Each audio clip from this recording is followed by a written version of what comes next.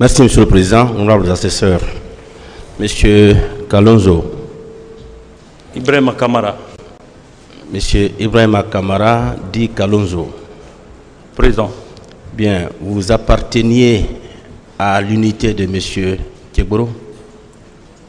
Bien sûr. Votre unité était composée de combien d'hommes? Ah, ça, je ne peux quantifier. Hein? J'ai dit, je ne connais pas le nombre. Vous étiez là-bas, non? Vous êtes officier. J'étais là-bas, mais un officier supérieur. J'étais là-bas, mais je ne peux. Vous ne savez pas, il y avait combien d'hommes? J'ai dit, je ne peux quantifier, monsieur le procureur. D'accord. Est-ce que vous étiez souvent coiffé de béret rouge? Un gendarme n'a pas droit au béret rouge. Lorsque vous étiez au camp Alfaya Diallo, vous portiez souvent des bérets rouges? Non, moi je n'ai jamais porté le béret rouge. Parce que je ne suis pas béret rouge. Aucun homme là-bas ne portait des bérets rouges? Personne ne portait le béret rouge. Personne? Personne. En tout cas, moi je n'ai pas porté le béret rouge. Ni mon chef de service qui était, comment on appelle, chef de ce service, je ne lui ai jamais vu porter le béret rouge. Et les agents? Non. Personne? Pardon? Personne? Personne ne portait des bérets rouges? Personne. En tout cas, de mon passage là-bas, je n'ai vu personne porter ça. Votre service procédait souvent à des interpellations? Oui, des narcos. Oui. Des narcos, on les interpellait et puis on les déposait au niveau des tribunaux. Et ces personnes passaient souvent combien de temps avec vous là-bas? Bon, comment on appelle, 48 heures, comme le veut la procédure. 48 heures? Oui. Ça n'a jamais dépassé 48 heures? Pas du tout. Est-ce que vous avez été informé des recrutements de Kaléa et du kilomètre 66? Je ne suis jamais parti là-bas, je ne connais rien de Kaléa. Vous n'avez jamais eu d'informations concernant Kaléa? Aucune information, aucune. Je ne suis pas en train de mettre le bloc, hein, mais c'est que je ne connais pas. Bien, alors pourquoi vous avez été conduit au PM3? Pourquoi? Qu'est-ce que vous avez fait pour qu'on vous envoie au PM3? C'était un problème d'argent qui m'opposait à colonel Kegboro. Quel problème d'argent? Un problème d'argent qui appartenait au service. Il m'a conduit là-bas. Que vous avez détourné ou quoi? Bon, à peu près ça. Vous avez détourné? Oui. C'était combien l'argent? C'était un montant de 48 millions. C'est ce que vous avez détourné? Pardon? C'est ce que vous avez détourné? Oui, bon, ce montant a été utilisé par les fins personnelles. Oui. Vous avez détourné l'argent, c'est ça? Bien sûr. Ce montant-là venait d'où? Pardon? La source de ce montant, l'origine? J'ai dit c'est pour le service. Oui, l'argent là venait d'où? J'ai dit c'est pour le service, c'est Kegboro qui m'a donné. Et vous a confié? Il m'a confié, oui. Et vous avez détourné? Bien sûr. Vous avez payé déjà? Pardon?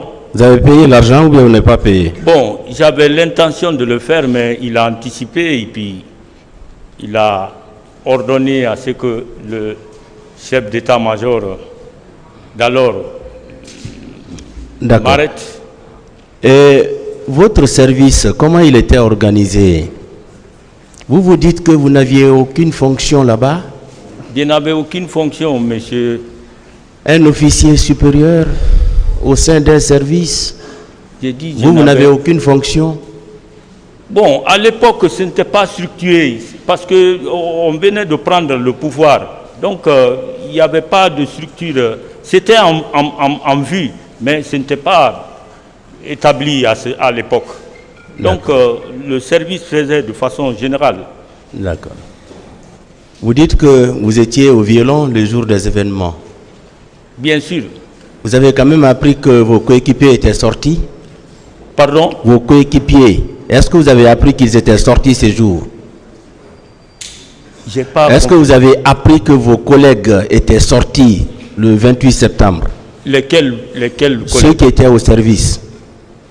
Ceux qui étaient en liberté? Oui. Bon, je ne sais pas. Vous n'avez pas appris? Personne ne peut venir me dire il y a eu ça, parce que j'étais détenu. Bien, qui peut témoigner que vous étiez au violon ces jours?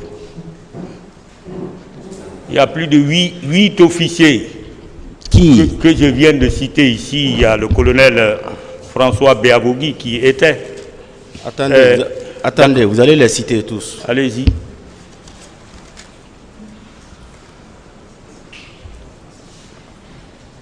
Colonel François Béabogui, ex-chef d'état-major de la gendarmerie, adjoint.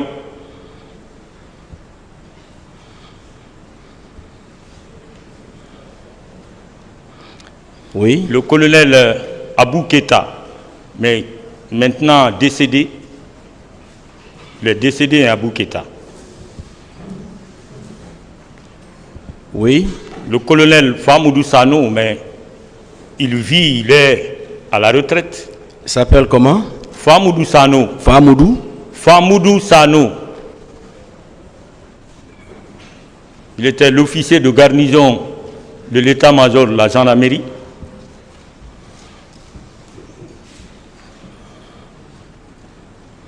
Oui. Le colonel Baouri.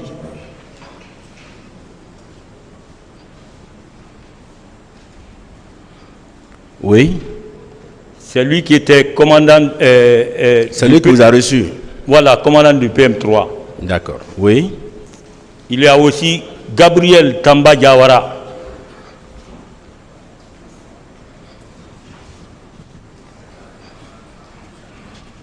Colonel Gabriel Tamba Diawara. Oui. Le colonel Faimba Kamara, maintenant secrétaire général du haut commandement de la gendarmerie. Faimba Kamara. Oui. Il y a aussi Blaise Gomou qui est là.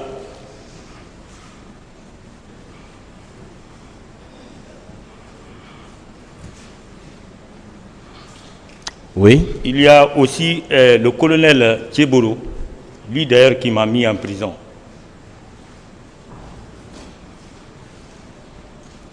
Il y a aussi le général Baldé, parce qu'il s'est rendu là-bas pour nous rendre visite.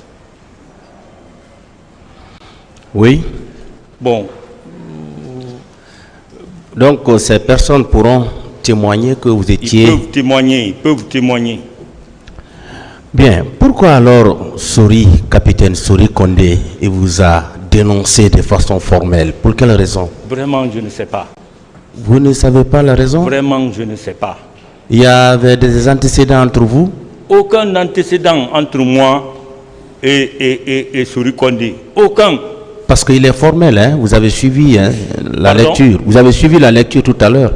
Bien sûr, j'ai suivi. Depuis toujours, je connais ce passage-là dans le procès verbal. D'accord. Et lorsque vous étiez arrivé au PM3, est-ce qu'on vous a répertorié dans le registre? J'ai bien de dire. Puisque vous êtes un OPJ, oui. Vous devriez le savoir. Monsieur Baouri, quand il vous a reçu, est-ce que vous avez été répertorié dans le registre? J'ai été répertorié, j'ai bien dit ici. Ça a été fait? Pardon? Est-ce que ça a été fait? Est-ce qu'on avait mentionné, porté votre nom dans le registre? Dans le registre en rentrant. Ça a été fait sous vos yeux? Oui, ça a été fait sous mes yeux. Ça a été fait sous vos yeux? Bien sûr, quand je rentrais. Et lorsque vous devriez être libéré, est-ce qu'on en a fait mention dans le registre? Je dis que je suis sorti le 5 novembre nuit. À votre sortie, est-ce qu'on en a fait mention dans le registre? Non. On n'a pas fait la mention? Non, le commandant... Pourquoi vous n'avez pas exigé ça au PJ que vous êtes? Écoutez, monsieur le procureur, le commandant d'unité du PM3, lui-même qui est venu me voir, j'étais même couché, il était 20 heures maintenant. Il m'a dit, le colonel Keboro voudrait vous voir au camp. Je l'ai suivi, il m'a pris dans sa propre voiture et puis on s'est rendu là-bas. Mais donc, vous étiez revenu? Oui, je suis revenu passer la nuit au violon. Et vous êtes sorti le librement? Lendemain. On n'a pas fait mention dans le registre? Non. D'accord. Et lorsque vous sortiez, c'était toujours le colonel Baouri qui était là? J'ai dit c'est Kamba Gabriel Yawara. Colonel Baouri a été relevé, comment on appelle, et que le colonel Kamba Gabriel Yawara lui a remplacé. Merci, Monsieur le Président.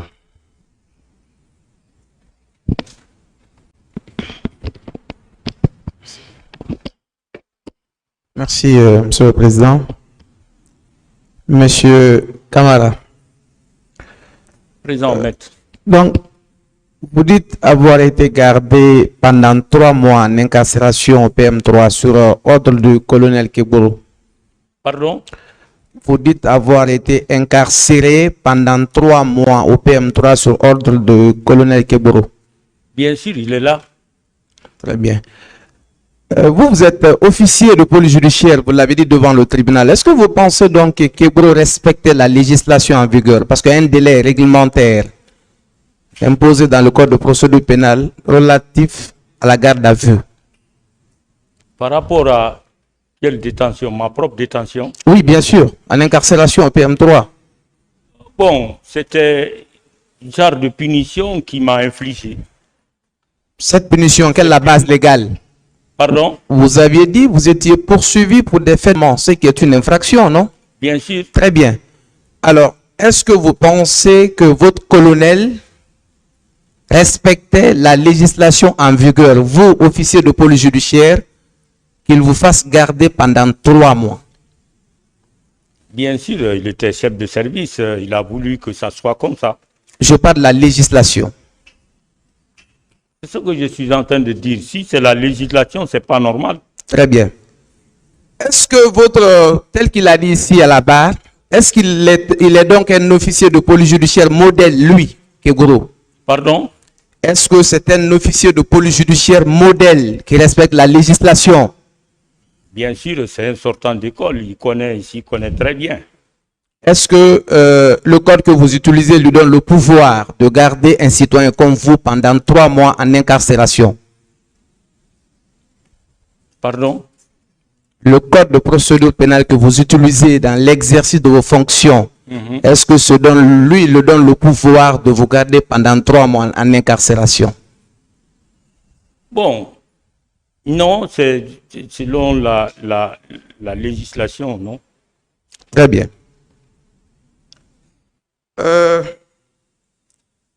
Est-ce qu'un procès verbal avait été dressé? Parce que je suppose qu'on vous a déposé au PM3, vous avez été reçu par les officiers de police judiciaire sur ces instructions. Est-ce qu'un procès verbal avait été dressé? Non. Très bien. À votre sortie de là-bas, selon vous, après les 3 mois, est-ce que vous avez exercé un recours auprès d'un procureur de la République pour ce abus d'autorité ou pour cette violation flagrante du code de procédure pénale de votre chef Keboro, qui n'est pas au-dessus de la loi?